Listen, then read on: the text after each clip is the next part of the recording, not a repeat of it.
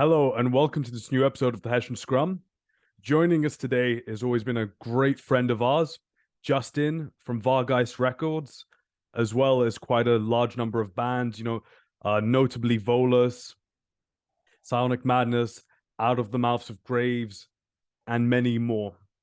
So thanks for joining us today. What's up, buddy? What you doing? All right, so for those who don't know your label, could you give us a bit of info about it? Started in 2018. Originally just a like extreme metal thing. But then I specialized in the death metal and I put out 42 releases. A lot of guys in America know me as like the Disso Death label or Black and Death Metal label. So yeah. Yeah, I mean, that's quite a funny thing, it's true. You're in many ways an American eye void hanger. You know, Okay. That's cool. yeah. Considering also, one of your frequent collaborators, Nick Turner, actually has releases with you and them at the same Yep. time. Yep. I mean, tell us a bit more about like, this or that. Because, I mean, that seems to be like the major thing on your label. Is a lot of dissonant death grind, dissonant death black, etc. I don't know. It's just like it's just the sound that I've always loved. It's like anytime I hear it in any band, I'm just like, holy shit, I love this. I guess it's probably just being indoctrinated by listening to everything Odeon Nostrum ever put out on his YouTube channel. I love, like some of my favorite bands ever was like Artificial Brain, Ulcerate, stuff like that.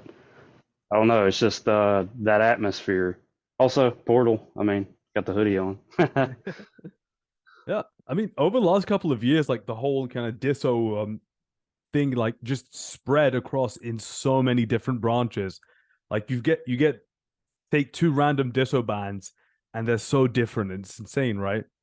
Yeah, yeah, it's kind of that genre's kind of spread its tendrils into everything, pretty much.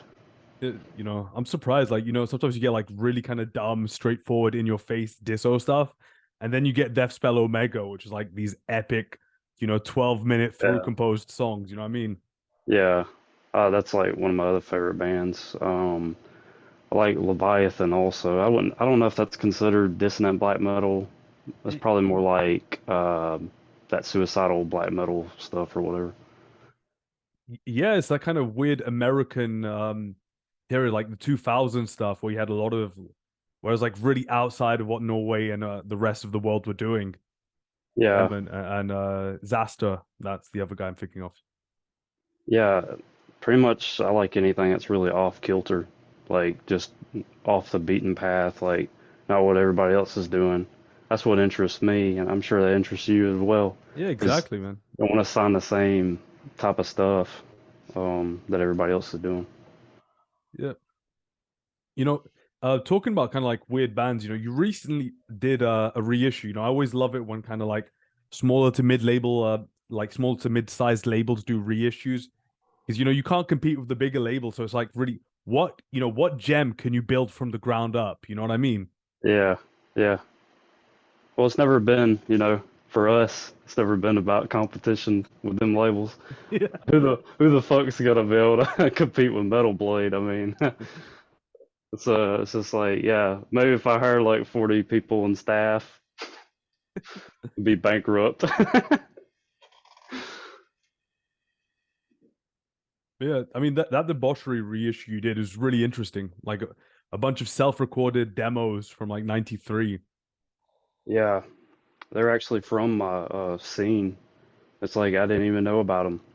Jesus But Christ. then when I dropped it, it was like all the old school metalheads were like, "Holy shit, I haven't heard that name in a long time." It was cool.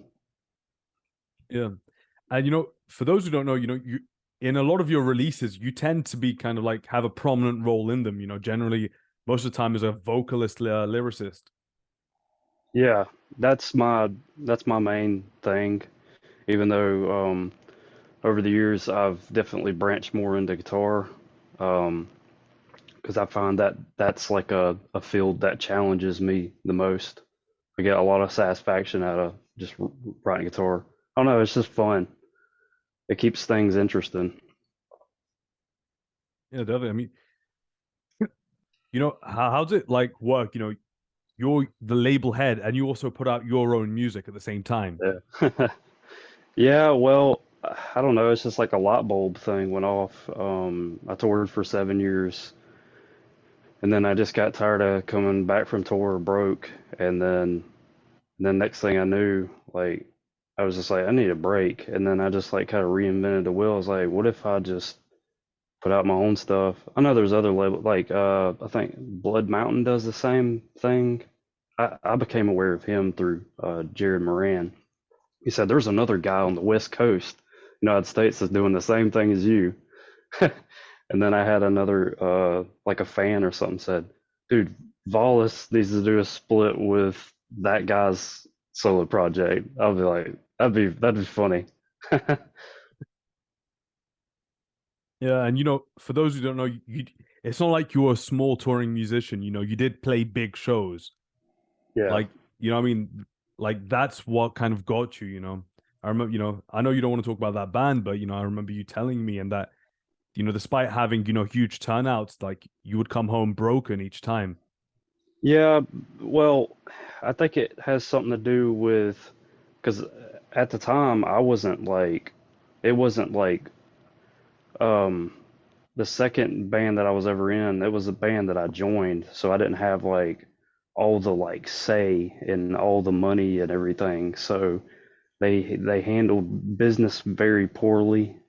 They I remember us going on a tour without even having our like EP out on physical yet. I mean, it's just like a lot of ass backwards like stuff. Like, it's kind of common sense to go on tour with like a bunch of merch and stuff like that because you might get ripped off by a promoter and then you got nothing, which has happened to me before. I've been ripped off. So yeah, definitely gotta have all those ducks in a row before you go on tour. Yeah, and and from since those days, you haven't been touring. Yeah, I haven't toured since 2019. Last band I toured with was Morgue Walker. Oh yeah, yeah. I remember Yeah, they're on your label as well. yeah, that was kind of the band. I have a like a I have a personal thing with that project because it was like the first thing I came back to after because I took like a year break after I left my second touring band. That was the band that I basically came back to like 2018, and then we put out Forge the Ash EP with Grind State Records, and then I started my label after like let's say about like a couple months after that, and I had started Ballas, stuff like that. So yeah. Yeah, I mean, what got you to start the label? Because you got to see like the kind of the inner depths of what the music industry had to offer. For like a medium-sized band. Yeah, let's say that again. Like, what made me start the label? Yeah, because you got to see the music industry. And not with just like some kind of random small band with like 50 views on YouTube, but a band that actually had like somewhat of a presence. Yeah, well, I had been signed to Comatose Music, and Steve's an amazing guy. I still talk to him all the time. And then I got signed to Severed Records, which is a big brutal death metal label. Put out an album with him with Putrefying Cadaverment, and that was just kind of what gave me the idea that I wanted to do my own thing.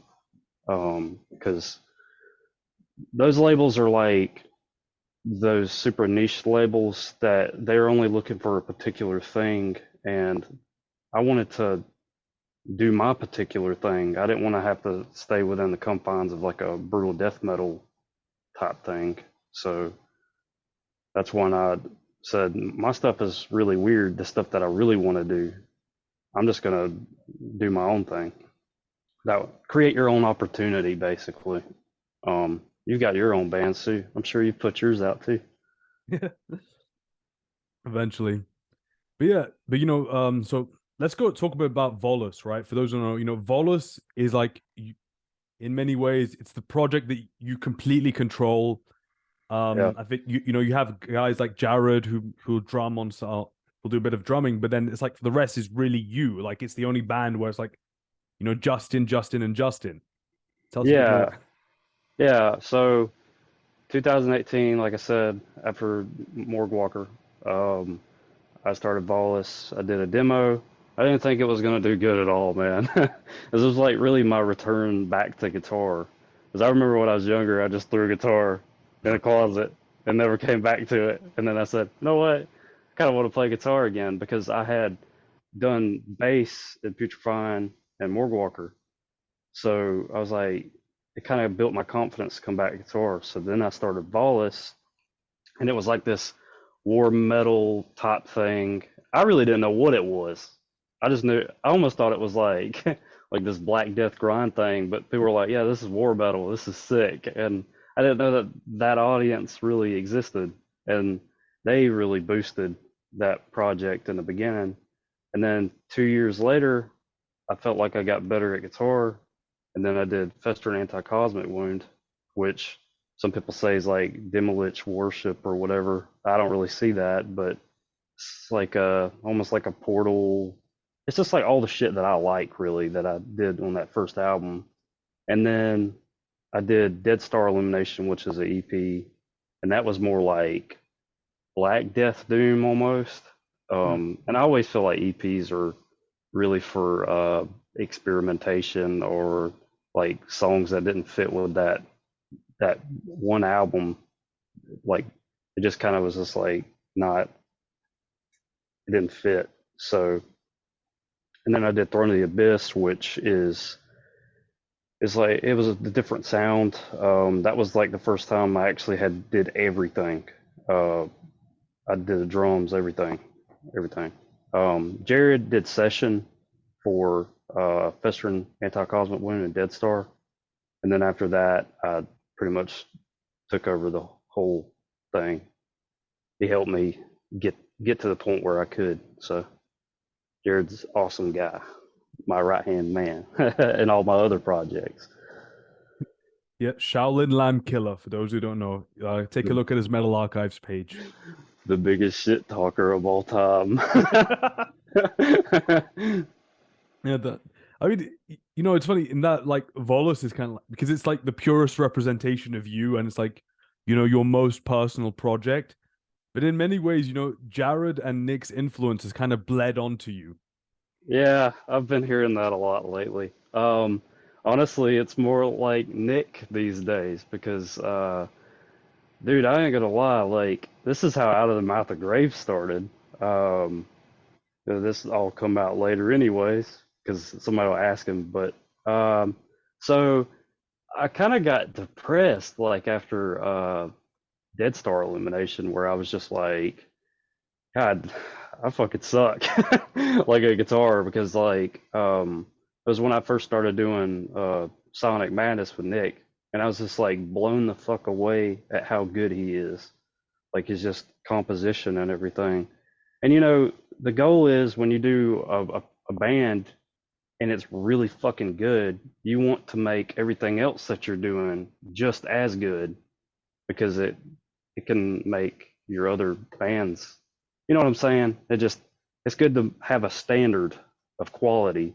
And so I had to reinvent my guitar playing abilities and song composition.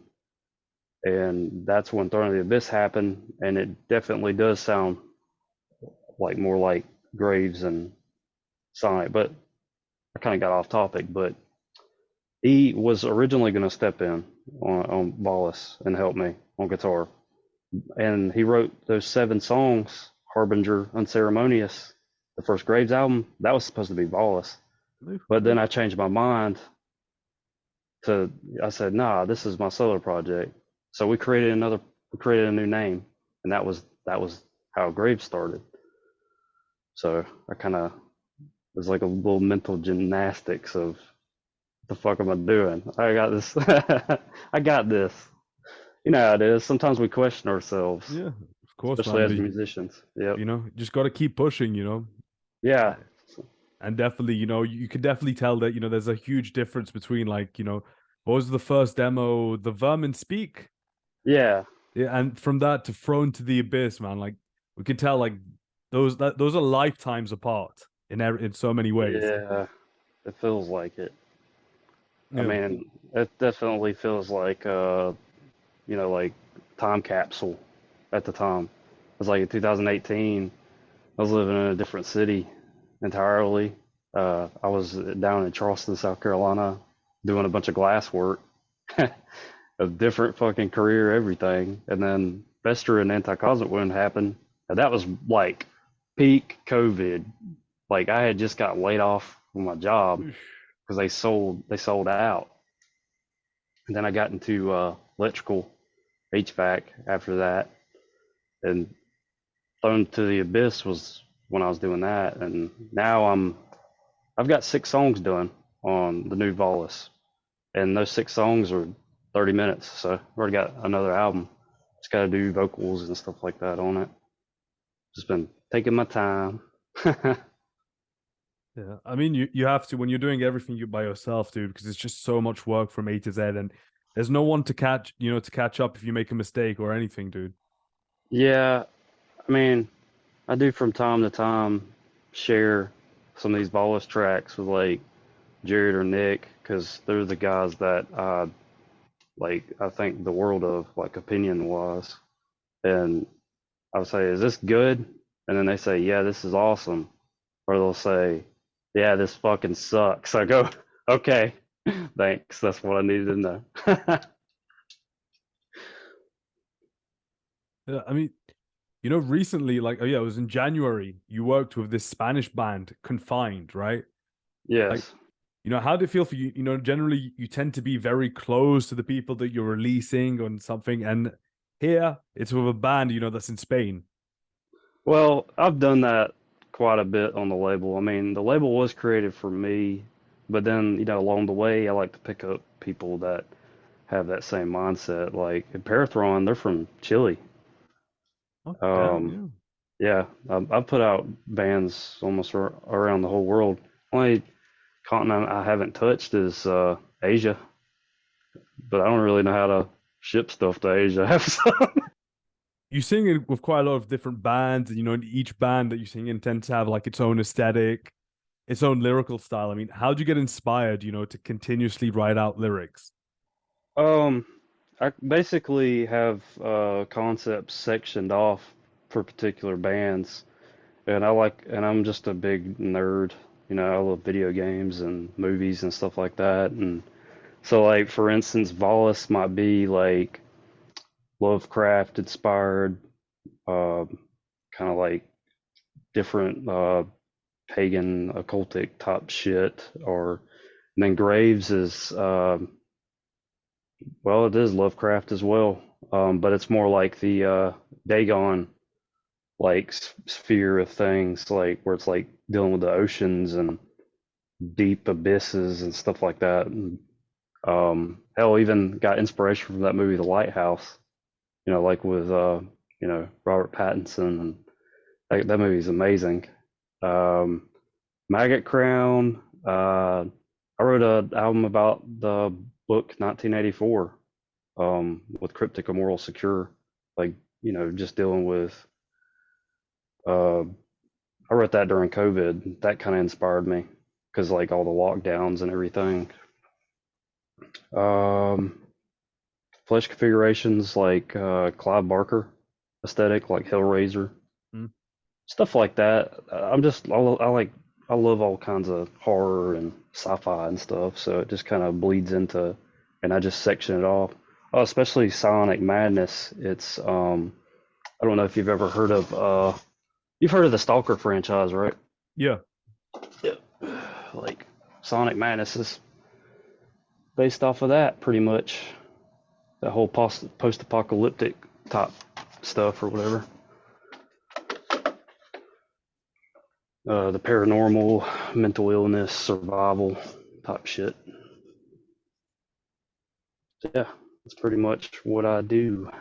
Yeah, I mean, because I know you watch a lot of horror movies. I know you're kind of like me that you're more into kind of like what they call retro gaming now and everything, Yeah, right? You yeah. know, It's funny because my issue with a lot of this modern stuff, it just does not feel scary to me. There is no dread. Yeah, exactly. Um, that was something that I enjoyed with like the original shooters that came out in the the 90s and the 2000s, like Half-Life. Like it had your gunplay, but then it had like the creepy sections and monsters that had that survival horror aspect. Um, Even like the game Fear was like a psychological horror game, but it was like one of the first bullet time type shooters alongside, like Max Payne and stuff like that. So yeah, they don't make games like that anymore, where it's like a single player story focused thing.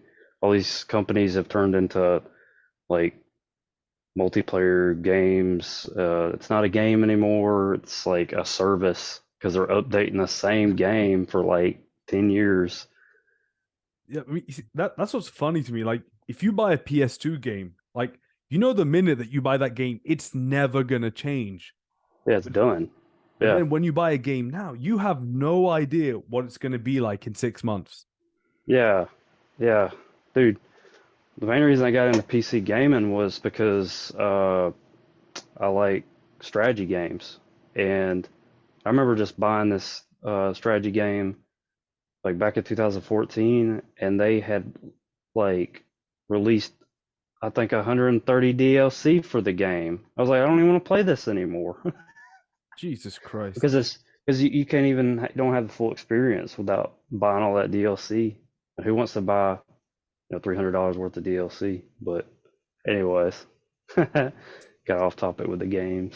But it's funny, but like, nowadays as well, like horror movies, they just seem to like try to drive this kind of like ham-fisted point in your face, like be it like Yeah, on societal or political issues, and I'm like, bruh, there's no horror anymore. You know what I mean? yeah. Honestly, like some of the best horror minds I've seen is like the guy that made Hereditary, Midsummer, stuff like that. And then we got a lot of like stuff outside the United States and Europe, like like Train to Busan. That was like one of the best zombie movies I've ever seen. That came out in like what, the last 10 years. There's still people out there. There's still people out there reinventing the wheel, Yeah, trying to at least. yeah, it just gets a bit harder. I don't know, maybe Yes, it does. a Yeah, bit more I was. nostalgic. Yeah, I mean, I'm not gonna name this podcast, but this podcast I was listening to forever, they like one of the guys just like didn't really want to do it anymore, and so now they're just like randomly doing comedy movies. Like, why? But I guess that kind of just shows like a lot of the new horror, it's like hard for people to follow. Some of this, it's like it's so common sense though. It's like any genre that you do movie wise, or any like novel for that matter, you gotta have good, writing. Period. It can't just be like a fucking gore slop movie the whole time, or jump scare every 5 seconds. Ah, ah, ah, ah. Oh, okay. That's like some of the Insidious movies. You know what I'm talking about? Where it's just Yeah, I like know exactly. ah, ah, ah. It's like okay, I get it. Dude, it's like, what was that movie, that Paranormal Activity? And everyone's like, oh my god, this movie's so scary. And I'm like, bro, like the only like the horror scene is just a woman walking around with a knife in her sleep. I think this is fucking sucks. I'll tell you what's scarier than anything, your imagination. Yeah, think about it. I had a nightmare the other night where, well, hell, it wasn't nighttime. It was right before I was going to work. You know how like sometimes you'll like look at your alarm, you're like, fuck that, I ain't going to work. Yeah. You feel like that, and then you just like uh put it down. Well, I fell asleep for 5 minutes. I felt like somebody literally jerked me, like grabbed my leg and pulled me. It scared the shit out of me. I was just like, fuck. See, that's what I'm saying. Your imagination is scarier sometimes. Yeah, definitely. I get the impression that, a lot of like older death metal especially was was like not childish, but just kind of very primitive, understanding of horror where like sometimes you hear a door rattling in the middle of the night and there's no wind, and then your mind just kind of like imagines like all these crazy scenarios. Yeah, yeah.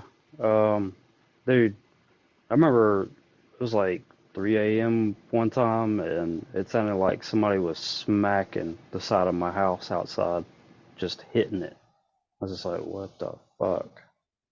And go out there, look, nothing. I have no idea why that noise was happening. Yeah, it's absolute insanity. So, what are the newer projects that you have planned for your label? What's going on with you? What are your plans for the future? Yeah, I need to do another Vargheist update for sure. That's kind of like a case by case basis now. Don't do them every month because then they start bleeding into what we're talking about. Like this would be the same thing over and over. But anyways, I'm doing a split next. That's kind of been under wraps. Uh, I wrote guitar for this. This will be a project where I only write guitar and do bass. So I've got somebody else that's doing vocals. So first time where Yeah. I'm not doing vocals. It's one of my buddies. He's in Decoherence from the UK on Sentient Ruin, and he's come up with some pretty sick lyrics and stuff. So out of the 7 bands that I'm in, I'm not doing vocals. So That's the first, yeah. it's a good way to make it diverse. Like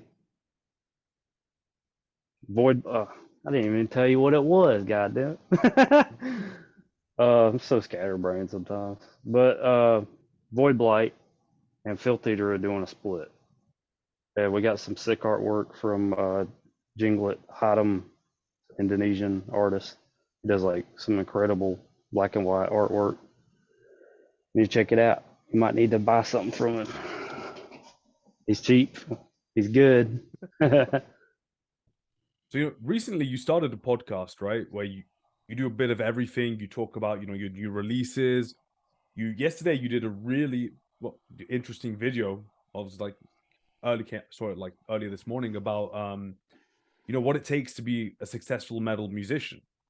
Yeah, Can you felt tell like us a I bit should. more about that? Like, Yeah. how Go ahead. I was Sorry. just gonna say, for those who are curious, Justin's podcast is called "Thrown to the Abyss," like the name of the last Volus album. Yeah.